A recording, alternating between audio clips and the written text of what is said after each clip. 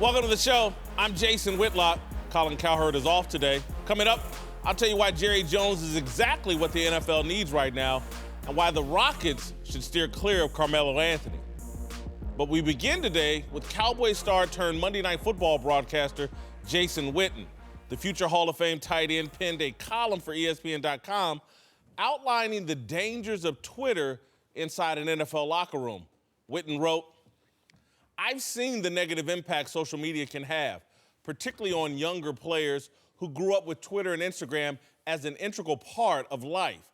A player checking Twitter at halftime, I've seen it. A player tweeting out a grievance with an organization about playing time or how he is being utilized, I see it far too often. But the most concerning, watching a really talented player corrupt his mind and confidence by reading all the critiques from anonymous football experts around the world. Negative social media can ruin a player. Reading your mentions, it's poison." Thank you, Jason Witten. Just a couple of short months after retiring as a player, Witten is already doing more thoughtful, insightful, and impactful journalism than many of my peers. I guess I shouldn't be surprised. Journalists are addicted to Twitter and afraid to say or write anything that might cost them Twitter followers. But the truth is, Twitter is a bigger threat to football than CTE. Twitter has more influence over many professional athletes than coaches, executives, and ownership. The negative impact of Twitter is inflicted most effectively on black athletes. There's a Wikipedia entry for black Twitter. There's no such thing as white Twitter or Asian Twitter or Latino Twitter or brown Twitter. There's only black Twitter. When black people create something good, it's quickly appropriated. Little Richard recorded Tutti Frutti in 1955. 1 year later, Elvis sang it on his first album for RCA. You see what I'm getting at? Black Twitter has been around for nearly a decade. No other group is mimicking it. Why? Because it's poison. Twitter baits people into thinking and believing the most ridiculous things. Let me give you an example. Twitter has black people convinced that kneeling during the national anthem is the cure for police brutality and not a gesture that undermines the success of an industry and a league that employs 70% African American players. Black athletes need to get off Twitter. Now, let's be clear. Jason Witten's column today had nothing to do with black Twitter. He was talking about Twitter in general. He can see its harmful impact on everyone. I can see its harmful impact on us, black people. It dumbs down complex conversations and distorts reality. Twitter will have you convinced the NFL is the enemy of the black man because the league wants its players to respect the national anthem. Witten said it best. The Twitter mob is not a reflection of reality. All right, joining me now, 3 former NFL players, a former NFL scout in Bucky Brooks, former Green Bay Packer great Greg Jennings, former Cincinnati Bengal great TJ Houshmandzadeh. Guys, let's start with Jason Witten's point. Twitter has a negative impact on NFL locker rooms and athletes in general. Agree or disagree, Greg? I agree to an extent. I definitely believe that you can be too heavily influenced by your mentions negatively by looking at them and making responses that are unheralded or you shouldn't engage in. But when I look at Twitter as a whole and I look at athletes and the platform that it provides for us, it is a resource. It is definitely that. It is something that it gives us a voice that we've never had. You think about any other arena, corporate America, we've never really had a voice. And you talk about black Twitter and the black athletes, like that is the most important. I want to stick to Witten's point first. Got you. We'll get there in a second. But for athletes, this is the #1 platform that we have. Teams try to regulate what we say, how we say it, the message that's conveyed. But when it comes to who you are as a person and a brand, this is your only platform. To be who you are, to convey a message. So Joe Montana had no platform. I'm not saying he didn't, but he didn't have Twitter. He didn't have social media. That might have been a good thing, Greg, is with Witten's them. point. But Joe Montana's a quarterback, so, I mean, it's Joe Green didn't have a platform. It's the guys that are trying to get a foothold in the league, guys that not too many people know about. The Tom Brady's, the Aaron Rodgers, those type of guys, they don't need Twitter. Everybody's going to know who they are. They can push their story out there. It's the guys that Twitter, the whole social media thing was just getting started towards the end of my career. I'm not on Twitter. I just got on social media last year because Chad convinced me to do it, and my kids started me an Instagram page. I'm not on Twitter, so I don't know how that works. But nobody wants to hear criticism from anybody else about themselves. And so naturally, guys are gonna fight back and say something back, right, wrong, or indifferent. That's just human nature. We're gonna defend ourselves when somebody says something negative, especially if they're wrong or if they are right. It just pisses you off. You're like, bro, you don't even know me. Like, chill out. Is it bad? It's what you said. It's good in some cases, but in a lot of cases, it's really bad because guys have to know how to control their emotions and what to say, what to type out, and what not. Read it out. Should I hit send? If you have to think about it, maybe you shouldn't. I think the big thing is today's athlete has now grown up in the social media age. You coach high school ball, I coach high school ball. I'm sure you've been around kids. Social media drives everything. When Jason Witten talks about guys looking at the Twitter at halftime, Instagram, I've been coaching guys and you have to get them to put the phone down. They won't listen to what coaches are saying because they're so worried about what is going on in the social media sphere. I believe it has been detrimental because it has created a distraction. It's prevented people from really being able to lock in and maximize who they can be as players. How? Just because you're so distracted by it. I'm engaging in Twitter beefs but that doesn't with NFL players about stuff that it really shouldn't be a concern. TJ, you coach as well. Yeah. Are you telling me you're not engaging with kids who cannot lift their head up and actually engage with you? As far as it being a distraction, It's not a distraction. It's limiting people's engagement with the people that actually care about them and have their best interest. Kids are like this constantly. If we go to Witten's comment, this is what I would have done. He said, I seen guys at halftime checking and responding to Twitter. Me personally, we were in the locker room. I felt that I could talk to the black guys and the white guys on every team I played on because I hung out with both of them. They respected me. If I saw that, what Jason Witten saw, immediately, I would have been like, bro, get off the phone. Immediately. And then the next day, I would have said, Coach, I want to have this meeting for 5 minutes before any coach comes in the meeting room, and I would have addressed it.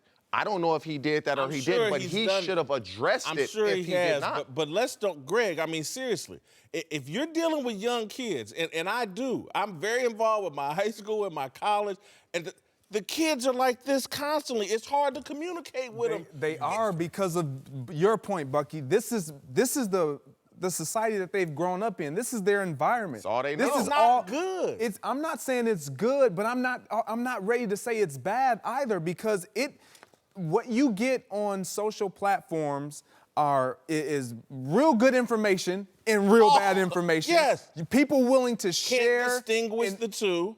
Sometimes you can't. It depends on the person. That's the problem. It depends on the person. And going to the locker room, I guarantee if Jason Witten had seen a player who was contributing, looking at their phone, that's a whole different thing. When you see a guy who he's just there. Do you think he's talking about guys on special teams? I don't know. I'm not going to let's think this through. Are you not Because I've seen it in the locker room as well. It doesn't matter who it is. I understand. Did we not see Antonio Brown, one of the best players in the league, carry Facebook Live into the locker room? Absolutely. And we're going to sit here and pretend like he's talking about special teams players? Somebody should have said something. I would have. I'm sure somebody did. That was after the game. I'm not saying that. I'm not condoning it. But I guarantee that wouldn't happen at halftime. I understand. The Facebook Live. The man just said it. The man just said that I think it's an issue, and I think if we obviously look at our kids, I got a 14-year-old and an 11-year-old. My 14-year-old, I have a tough time getting them to look at me eye to eye when I'm talking to them. Their nose are in the phone. They're always talking. They can't communicate. We talk about coaching high school guys. I can't get guys to talk on the field, but I bet they could text their teammate. And so it has retarded their ability to be able to communicate with one another, to have real conversations. It has been a huge distraction. I tell the kids all the time, like I coach high school football, and let the same guy mess up 2 or 3 times on the same play. I get them all together and I say, just do me a favor. I know you're gonna go home and be on social media for 2 hours. Can you just take 15 minutes of your time and study the playbook, please? Just take 15 minutes off social media and study the playbook. I want to transition to the other topic, but I just want to be clear. It's like I have friends who have large families, and they have forbidden cell phones when they're at the dinner table. They have forbidden cell phone out to dinner because they're struggling to get people to engage because everybody's in their phone. And we're sitting here looking at athletes, looking at young people, every thought they have. How can I snap it? How can I put a picture up? These are not the things we grew up doing. We actually had to engage with each other and be in the moment and not be thinking about how's this going to play on social media. And when Jason Witten accurately points out the obvious, it's having a huge negative impact on young people. Their thoughts and actions are being controlled by social media. They're swallowing so much negativity. That's what the man was trying to talk about. These people in your mention just pumping negativity into you. It's unhealthy. And again, that leads me to our next one. It's most unhealthy for us as black people. I see it with black athletes. We are addicted to this thing, Black Twitter. And I just keep asking, if Black Twitter was so good, why is no other group coming up with their version of it? Why is no other hung that label on themselves? Because I've seen everything that black people do that has a positive impact, that is successful, it gets mimicked instantly. This thing is not being mimicked, and it's because it's poison, and we gotta get our athletes off of it. See, I look at it a little different. I look at it as being bold. I clearly look at it as being bold. When you, in your article, when you talk about Little Richard and then Elvis taking, I look at, Little Richard started something and it was great. Everybody loved it. Elvis had a different fan base. He wanted his fan base to gravitate to that because Little Richard had already gained momentum off of that. So when it's great and it's great for you too, oh, let me get a little piece of that. But when it's great for you, but I don't know if my people really will receive that, or my fan or my following will really receive that well, I don't want to touch that. It's a bold, it's an assertive move. This is who we've always been. We've always had to crawl and fight and be resilient and be creative and innovative and find a way to get our voice heard and project it out there. So the Black Twitter thing, I have no problem with it. I don't care that nobody else has a hashtag Asian Twitter or hashtag white Twitter. I don't care about that. This is our people feeling as though this is the first time that we've been able to have a voice, regardless of what you agree or disagree with. Being able to have a voice with everybody else, seeing the voice that you not have, so much listening to it. Comment on it. That's the thing. Social media, you're able to impact people right now. You can say something, you can type something out, and somebody across the country can get it. He can comment on it, and it just catches on. I don't know anything about the Black Twitter thing because I'm not on Twitter. But to me, when you say it's just us as a people, like there's white guys on Twitter too that can be toxic too. No question. And for us, it's always, we want to dress nice, we want to have nice things, and we're going to show everybody that we have this, we have that, we can afford this, and we can afford that. That's where it can be a problem because instead of you doing what you're supposed to be doing, it's what you said, it's, man, let me put this on Twitter. Let me see how many retweets I can get. It's always the person. If you can handle it, it's okay. And if you can't, you need to get off of it. But the people that can't handle it will never say, I can't handle it, let me get off. They won't do that. I think Black Twitter can be detrimental to those who take a dissenting voice, who have a dissenting opinion, something different than the group. Because we've seen people that have a counter opinion get attacked by Black Twitter. They go at them hard. And so what it has done and what it can do, it can limit our ability to freely express different ideas. And what we will all like to do is to be able to communicate, to be able to relate, to take your take for what it is, to take my take, and then to somehow find a common ground. However, when you have a groupthink mentality, sometimes it hushes those voices, and there's some danger to that. You need to be an independent thinker. If you're going to let somebody influence you, something's wrong. His point, though, is, every other So group. that's what goes on Black Twitter? Like, if you say something against it, they just absolutely they feel you. Yes, and it prevents. Really? So think about the locker room. Okay. They go hard in the paint. If you're not of the group, you can get it. It's almost like when you hear people talking about back and forth. Yes. But now it's on social media. Yeah, but Yes. There's this mob that the rest of the media reacts to, and this is why Jason Witten is saying the Twitter mob is not a reflection of reality. And so this whole groupthink mob out there, that there's only one way to address any problem or only one point of view that is representative of how we can move forward, it limits us from discovering different paths. We're limited than any other ethnic group where they get to have a diversity of thought. And maybe it's a reason why we don't move ahead as fast because we are addicted to one style of thinking and we're only allowed one style of thinking. Everybody else actually has freedom. No, see, I disagree with that. I don't think this is it's a way of thought. It is a way. They're not, Black Twitter isn't saying this is the only way you're supposed to this is the only, no, this is just what they're projecting out there. It's just like religion and faith. Everyone thinks that their denomination or their beliefs is the right way, but most who really know that, you know what, your way is a little, I can take on a little bit of that.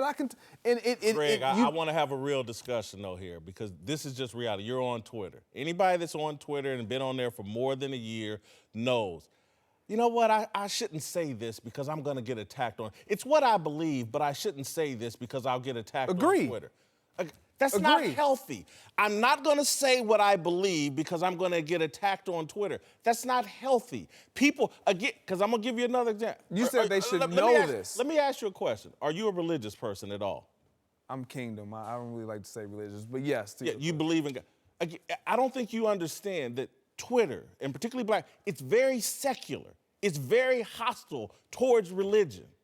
And for me as a Black person, that is the biggest fire alarm that I hear. When I see something that is hostile towards religion, it scares me. Because if you understand our history in this country, and again, I'm not comparing it to everybody else's history, but without God, we're not here. And so it scares me. And so I get building a Twitter following is fun, and it can be good, and it can be good business for you. You can make a little bit of money. But we have limited ourselves and we're addicted to something that if we really understood it, because there's been white people writing pieces in the New York Times, they're writing everywhere.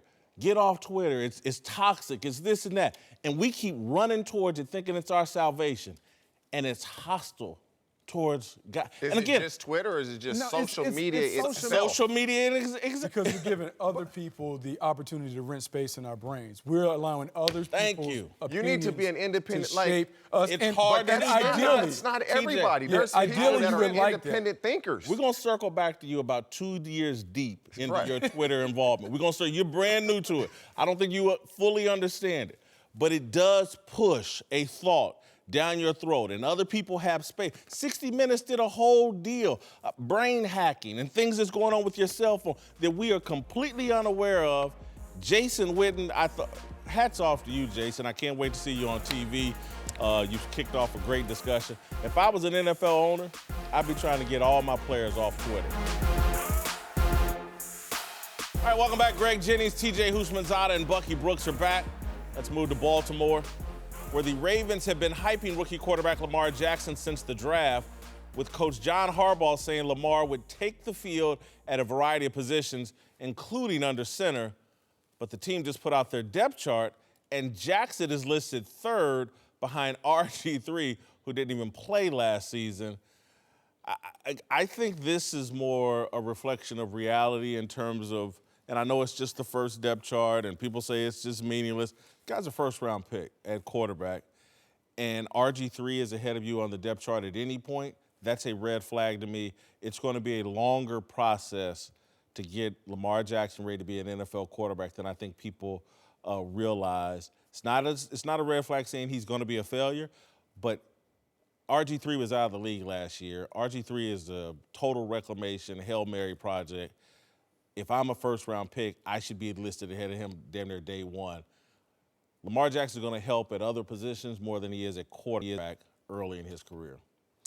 I agree. I think Lamar Jackson has a long way to go because of what I've seen in his college career and what he can bring to the NFL game. He has a lot of experience to gain, but it's not so much of a red flag to me that RG3 is listed in front of him, simply because when you look at the two of them, he has a lot of similarities to RG3, and RG3 has one thing that he doesn't: experience. He knows what it took to perform at a high level. He knows what it took to get outperformed and Got get out of the also. Absolutely. Failure. My Lamar point has no experience with that. Experience in both realms. So he's going to come with a different psyche, different mentality. I think RG3 is a valuable number 2 guy. I think this is just a starting point. We all know things don't get serious until after the first preseason game. That's when all the depth chart stuff begins to change and when it really matters. Right now, he's a placeholder. He's at number 3. RG3 is taking all the second team reps. As they perform, they have this team scrimmage, then they have the first preseason game. If Lamar Jackson performs well there, he will then begin to move his way up the depth chart. Right now, it's just a starting point. It's nothing to worry about when it comes to Lamar Jackson and what his long-term prognosis is. Depth charts are fluid. They're always changing. In the NFL, if you're not the number 1 quarterback, it really doesn't matter. He's going to be the number 2 quarterback regardless if he plays well or bad, and this is why. If they have him at other positions, the third quarterback is inactive. He can't get on the field. And if he does get on the field, so he's going to get on the field regardless because they have these different packages. So him being 3 makes no sense because we all know he's going to be the number 2 quarterback because the number 3 quarterback is always inactive. That's how the NFL you make works. A hell of a point, TJ, which to me, I could read it your way. I think that's a legitimate argument. But I could also read it my way as like, damn, maybe things are going so poorly at quarterback that he will be the third quarterback, and some of this other stuff they plan to do, they may not be able to do. Some teams actually make you earn your spot. There's some teams, you're a first-round pick, you're starting, or at least your number. Harbaugh and Ozzie Newsome and those guys in Baltimore, they're going to make Lamar Jackson earn his keep. Some teams really, because it sets a bad precedent. If you're a vet and you see this guy come in, it don't matter where you was drafted, and he doesn't earn it. He's going to be on the field regardless of where he's at on the depth chart. They could, if they want to, have all 3 quarterbacks active. They could activate all 3 of them. They won't. But it takes away from a special team position or another linebacker or somebody else that you know is going to possibly be utilized. And you make a great point. But your point, I just feel like if at this point, with all of OTAs, with everything that you've been able to see, and again, preseason hasn't been played, but you've seen signs of something that will lead you to believe, yeah, this is our guy. And right now, I don't know if they know or believe or have seen enough to say, man, can we really put him in front of RG3? Because I don't think that's been proven. We all know that he was a project coming out, so it's like, what's the surprise? He had to work on his ability to read a defense, his ability to get rid of the ball and not take so many hitches and patent them. We knew that. But so the fact that he's number 3. You made a hell of a point. Don't run from it. If the dude can't be the number 2 quarterback, all this extra stuff goes out the window. He's going to be the number 2 quarterback because they want him on the field. Cordell Stewart is throw a screen pass to him and he can step back and throw it. So if you really collapse on him, he can throw the ball. So do you stay back, let him get 7, 8, 9 yards? I still think it's early. It's so early. The first depth chart is just where they start. Normally, most teams, I think the Cleveland Browns had Baker Mayfield at number 3. I think the big thing with Lamar Jackson is let's see what it's like when we start to have live action. Because the one thing that we can't see his full skill set when they're just playing in shorts and T-shirts. If he's number 3, because when you add the running, that's when it changes the game in the equation. All right, welcome back. Greg Jennings, TJ Houshmandzadeh, and Bucky Brooks are back. Let's move to Dallas, where Jerry Jones staked out a strong position on the national anthem this week, saying the Cowboys' policy is that players will stand and won't stay in the locker room. And now Jerry's son, Steven, the team's executive vice president, has put it in even clearer terms. And you don't feel you'll have any backlash, or as far as players on your team, they'll follow the the rules that you guys have? If they want to be a Dallas Cowboy, we certainly are supportive of them when they have their personal issues or their personal things that they want to pursue, and we'll help them pursue them on Tuesdays. But when you're wearing the Dallas Cowboy uniform and a Dallas Cowboy helmet and you're working for the Dallas Cowboys, you check the I and the me at the door, and you're a part of a team. All right, Eagles safety Malcolm Jenkins pushed back hard against the Cowboys stance today, saying, I don't see Eagles owner Jeffrey Lurie as a bully like Jerry Jones is. I think it's unfortunate that you have owners like him that use his position to intimidate and intentionally thwart even the idea of his players thinking individually or having a voice about issues that affect their communities daily, which is unfortunate. For the record, Dak Prescott says he's going to stand for the anthem and that it's time to take real action, not kneeling. I agree with Dak Prescott and Jerry Jones. Malcolm Jenkins, does he understand this? He's playing in a bully sport. He plays safety. That's a bully position. Football coaches, coaching, athletics, it's all been about imposing your will. You run a business, you pass rules and have rules that help your business make money. Jerry Jones isn't being a bully. He's being a football person and a businessman. It's not remotely unusual or unfair, the standards he's trying to apply. He wants game day to be about business. Jerry Jones's record of supporting players, particularly African-American players, is unprecedented. It doesn't almost matter what trouble they get in. He stands behind them and supports them off the field. If the guy wants to run his business in a way in the state of Texas with his fan base in a way that doesn't hurt his bottom line, I got no problem with it. You know, I had no problem with it the way Jerry Jones conveyed it a couple days ago. But the way Stephen Jones put the spin on it, it's like Jerry Jones was saying, we're together. So we're going to all stand in unity. Now Stephen Jones is saying, either you with us or you're not. And it just puts a bad taste. If I'm in that locker room, it's almost like you're challenging me to buck your authority now. Versus, look, guys, we've talked about this. No one needs to go outside of what we've had, the conversations we've had, and say anything indifferent. We know where we stand on this. I felt like even the message that Jerry Jones said, it was almost like he was shielding them and just having them focus on football. Now this was unnecessary, in my opinion, of what Stephen Jones said. I think this is kind of like the classic case of playing for a disciplinarian as a coach. Sometimes the hardest thing to do are to put black and white rules in, eliminate the gray. As players, we all thrive in structure. We all thrive when we know exactly what is expected of us. Jerry Jones did something that was very, very difficult, something that was very unpopular, but he let it be known to all of his players, here are the rules. You either accept or you move on. Now, players will whine and complain, but ultimately, when it comes to game day, they're going to have their toes on the line. They're going to stand for the national anthem, and he's not going to have any issues. As a coach, I may not necessarily respect his opinion, but I understand why you levy those things, because you want your players to be uniform, you want them to be about the team, and that is what he has done. He has taken a step to eliminate the distraction of having to talk about the issue over and over and over again.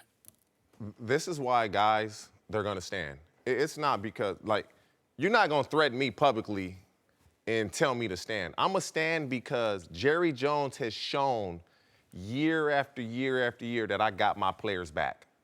From Mike Irvin, he had Dez Bryant's back, he had Ezekiel Elliott's back. He was going tooth and nail with Roger Goodell over Ezekiel Elliott. He was ready to fight the NFL over Ezekiel Elliott's suspension. He had his players back. They're going to have his back. He can do this because he's shown his players, I got you.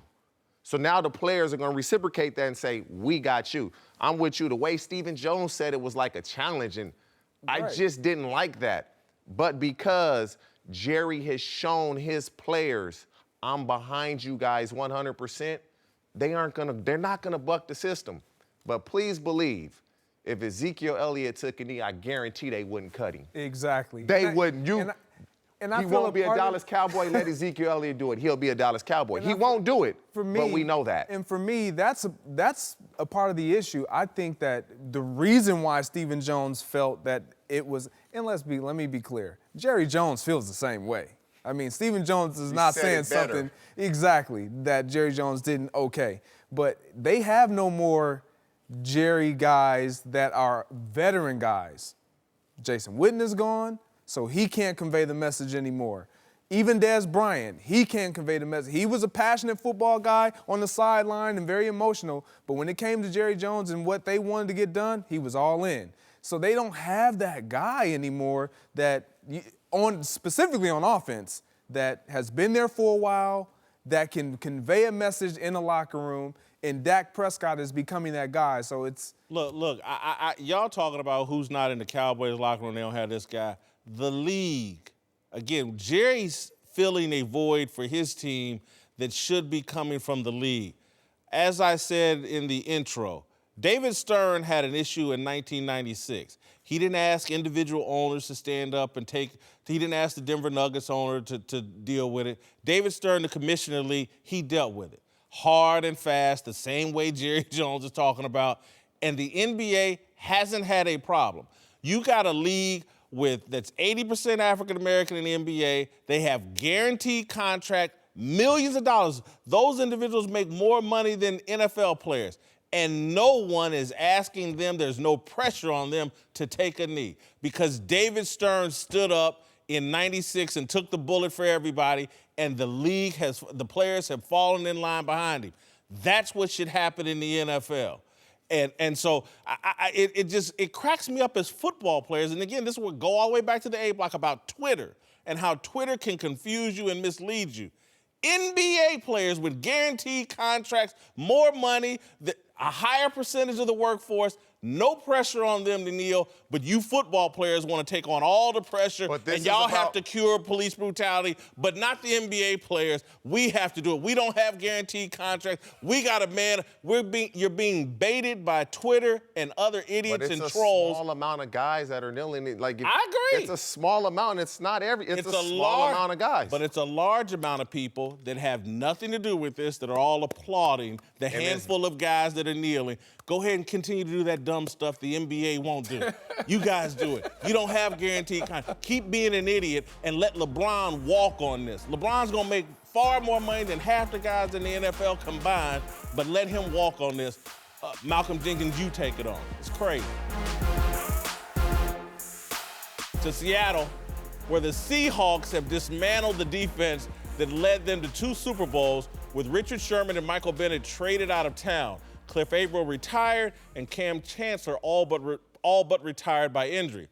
Now Earl Thomas is holding out of training camp, and former Seahawk Paul Richardson just took a shot at his old team culture, saying his new gig with the Redskins is much better. He said, quote, it's been great, man. It's more of a family feel here. Guys are competing, but guys are trying to get better, and we're pushing one another in a constructive way. Guys aren't tearing each other down. This, to me, is why the Seattle Seahawks should move on from Earl Thomas. They had a culture there that Paul Richardson talking about, that defensive side of the ball. It was too negative. They were too anti the offense. They were too anti Russell Wilson. They were too anti Pete Carroll. They were tearing each other down. I'm not blaming Earl Thomas, but he's the last remnant of that old regime and that negativity. He's holding out, wants more money. Let him go. Bite the bullet, let him go, push him out, and remove yourself from that culture. I think what you get in this situation is sometimes when you're a player's coach and you allow your players to have all the say and all the voice, you begin to get some of this when it comes to the end of the tenure. We just talked about Jerry Jones and discipline and structure and hard lines.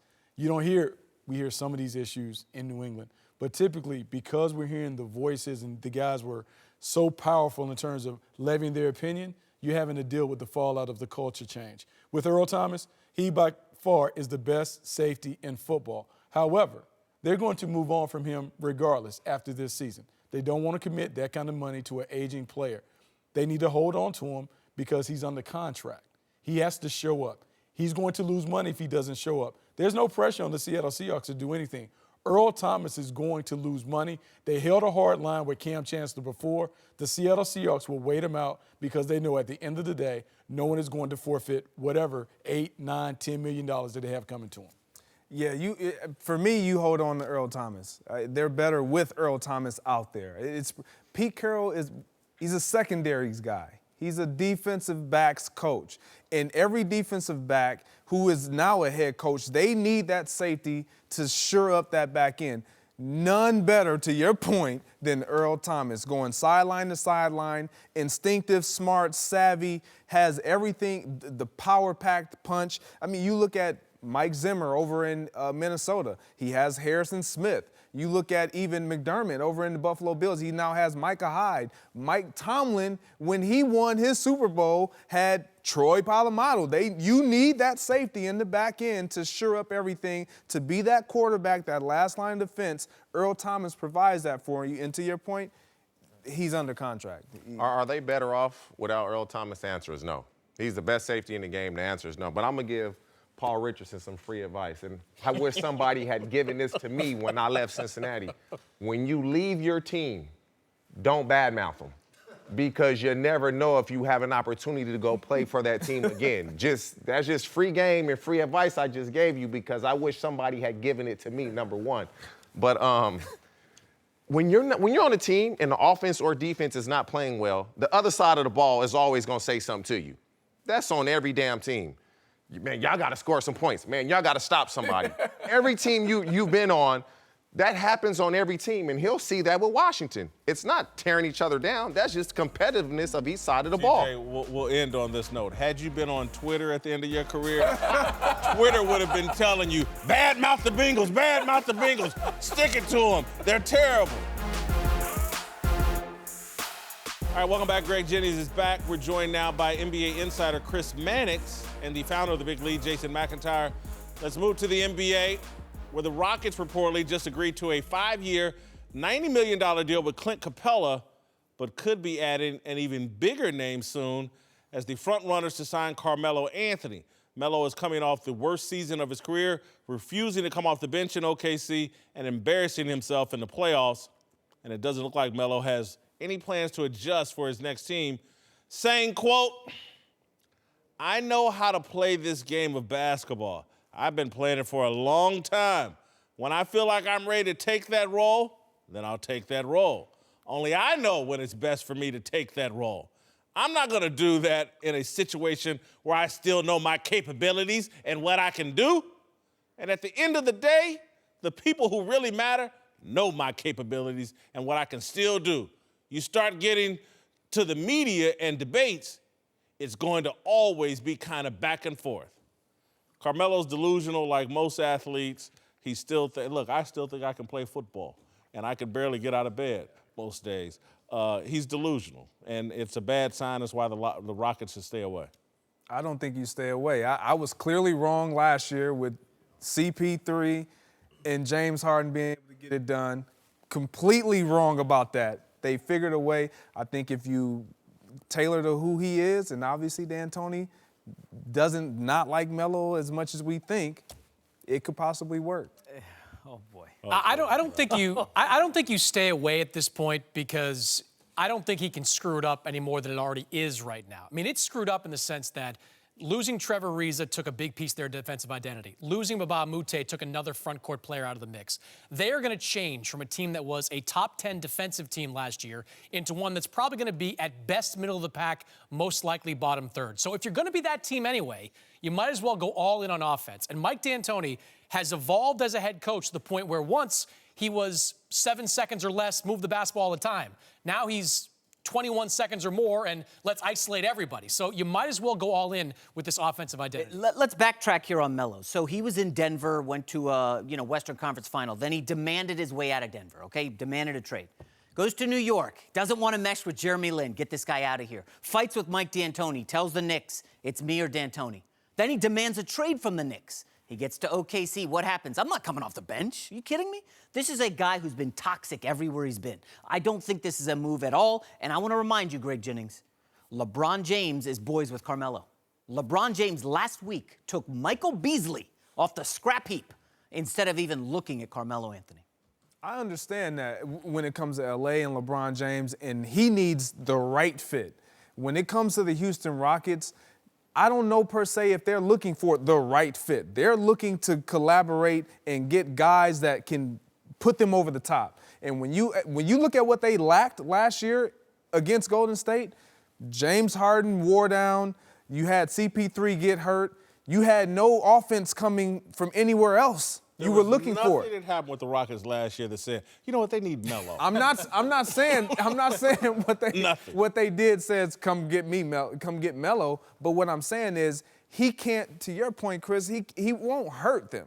They've already made the Who mistake. hasn't he hurt? I mean, literally. I mean, we're looking at all the go ahead. No, Chris. I mean, look, you're right that he goes to Denver, problems, Knicks, problems. You could dump a lot of those on Phil Jackson, too, over there. Oklahoma City just didn't work out because the chemistry wasn't very good amongst those guys. Look, the Rockets should have brought the band back together. That group was up 3-2 in the conference finals. Bring back Ariza, bring back Ma Bute. Now that they didn't, screw it. Bring Carmelo in, see if they can catch lightning in a bottle. I don't think y'all missing McIntyre's excellent point, which he should have put the exclamation point on it.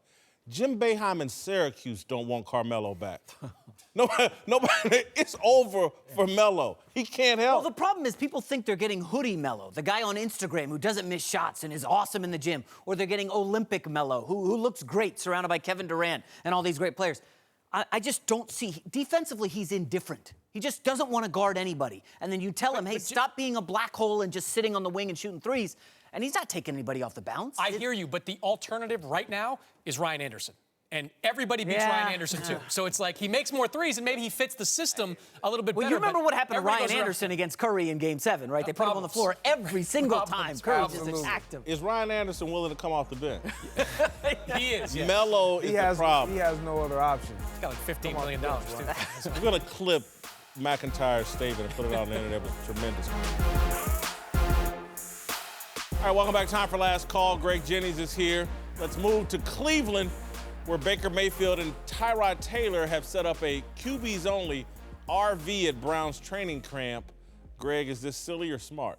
I think it's smart, actually, where we in the media want to divide the two because Baker Mayfield is the #1 overall draft pick and Tyrod Taylor came in and he's the starter clearly. They're saying, look, scratch all of that. We're going to work together. We're going to compete. We're going to study together. We're going to make each other better. We're going to do it. You're thinking about the quarterbacks. I'm thinking about it as an offensive lineman. If there's food in there, that's not a QBs-only RV. We're all invited. All right, to Tennessee, where Titans offensive lineman Tyler Lewan showed up to a press conference today in a white suit with the Dukes of Hazzard theme song playing in the background, all to celebrate the team making him the highest-paid offensive lineman in NFL history with a 5-year, $80 million extension. Greg, will the Titans regret the suit or the contract? I don't think they'll regret either one. Really? You like that suit? I like the suit. I like the swag. I like the confidence. He's earned it. He's definitely earned it. He looks like the arrogant kid that led a bunch of mediocre Michigan football teams. I didn't like Tyler Lewan coming out of college. He's exceeded my expectations. To my point. So pay the man, and they did. See you next week.